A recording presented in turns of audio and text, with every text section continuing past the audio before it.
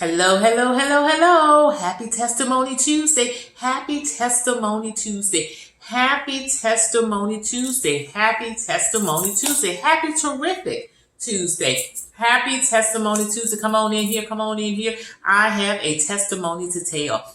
My name is Vanessa Napper-Winfree, and I have a testimony. Years ago, a store came to Lynchburg, Virginia named Ollie's. And I decided to go visit that store to see what all the hype was about. And when I got there and I went inside, I looked to my right and they had books gone to bed. And I love books. And so I probably spent half a day over there looking through all those books. And in one area, they had this little kiosk that had a book that said how to write a book for dummies.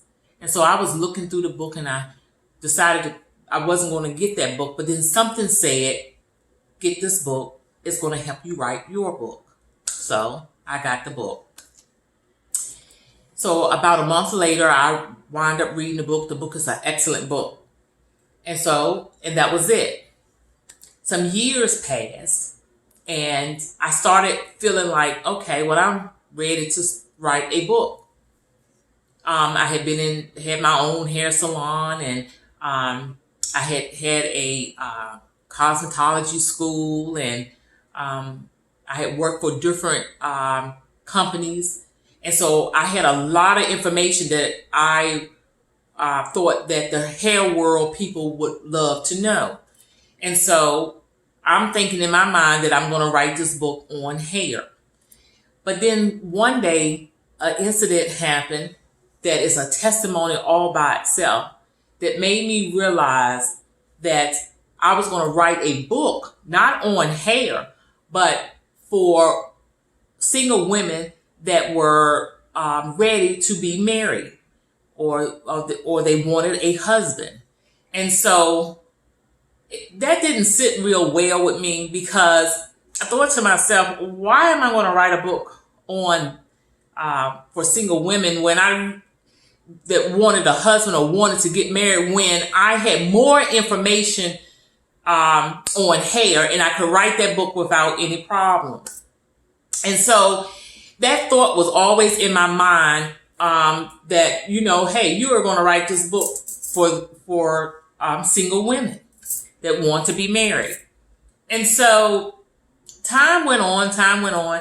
It had gotten to the point where I started thinking about this every day. Whereas I was saying, I'm not writing no book for women that want to be married. I'm just not going to do it. I want to write a book on hair. I know how to write a book about that, and I, wouldn't have any problem doing that. And so this thought that stayed in my head all the time, if my grandmother was living, she would say, you got a monkey on your back, because that's exactly how it felt. Every day I woke up thinking about this book, and I went to bed thinking about this book. And it was just nagging me all the time. Whereas I used to fuss back and say stuff like, I'm not writing a book. I'm not writing a book because I, first of all, did not have time to write a book.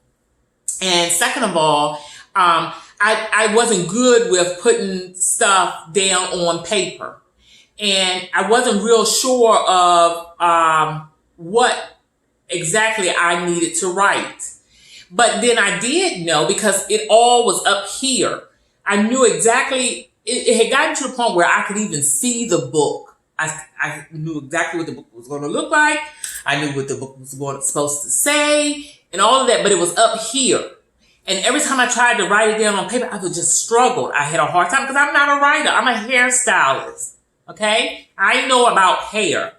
And I had trouble putting what I had up here on paper. So every time this monkey that was on my back would made me feel like, okay, you were supposed to be writing a book. It's time for you to write a book. And I just kept saying two things. I don't have time to write a book, and I'm not doing good with putting it down on paper. Okay? So one day,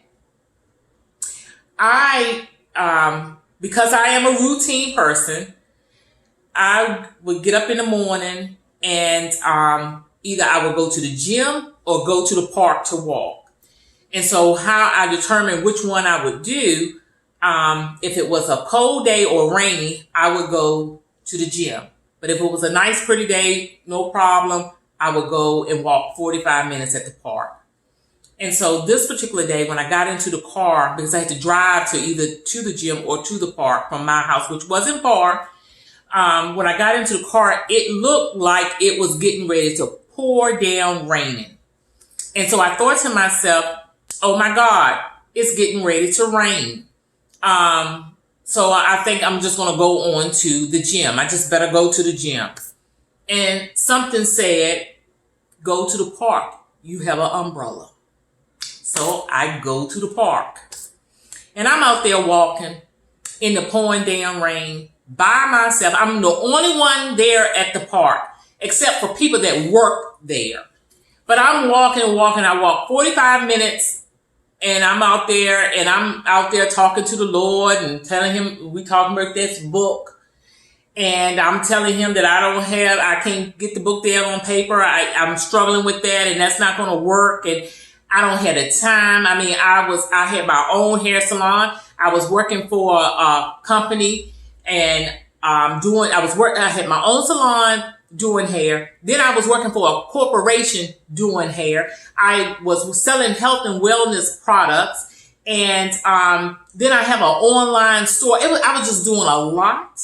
And I also had a husband and going to church. It was just a lot I was doing that I did not have time to be writing a book on something I really did not want to be writing a book on. And so I'm just telling the Lord that the whole time I'm walking. I finished walking. It was 45 minutes. I finished walking. So I got ready to get into the car. You know, the car that has the sunroof and the leather seats. Got ready to get into the car, and something said, your sister Michelle is going to help you write the book. I get in the car and I shut the door and I said, my sister Michelle. I said, I'm not asking my sister Michelle to help me write no book. And I mean, how am I going to ask her to help me write a book that I don't even want to write? I didn't want to bother my sister simply because my sister, she stays busy. And I did not want to bother her with a book that I wasn't real sure about myself. But I was sure. I was sure I was supposed to write a book, but I just did not want to bother her. I don't do good with asking other people for help, for one. And I just did not want to bother her with that. And so, but anyway, I had been dealing with the Holy Spirit long enough to know that when that Holy Spirit notifies me and let me know something that God wants done, I know that I need to get myself aligned and get to moving. So I left from the park, came back home, and I wound up calling my sister.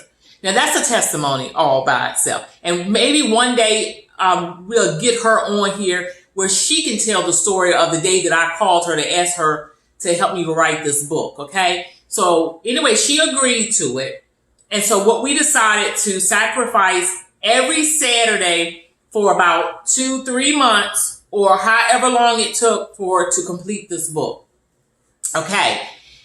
So that happened. But this is the main part of this testimony that I want to tell is I had posted, won't he do it? Okay. I had 2 reasons why I did not want to write this book. It's a book that is for single women that desire to have a husband, okay? And I did not want to write it. And my excuse was when this monkey would be on my back worrying me to death would be, 1, I had a hard time putting it down on paper. And then 2, I did not have the time, okay? But this is what God did. He allowed not only my sister to help me to write this book, but also my niece and a client of mine. Those 3 helped write this book, helped me write this book. And then it was right before or once we started writing, we ran into that pandemic. And God shut my whole world down for about 2 to 3 months. Won't he do it? He gave me somebody to help me to write this book, and he shut down my whole world to write this book because I was complaining about that I did not have time. And it was the year of 2020, one of the best years of my life. During a pandemic, an awful pandemic, I wound up writing my book. So, won't he do it? Yes, he will. Be blessed.